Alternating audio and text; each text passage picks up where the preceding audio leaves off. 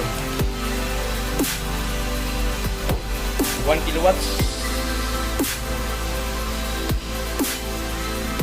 Tapos yung inverter niya. Kasi yung battery. Low carbon battery.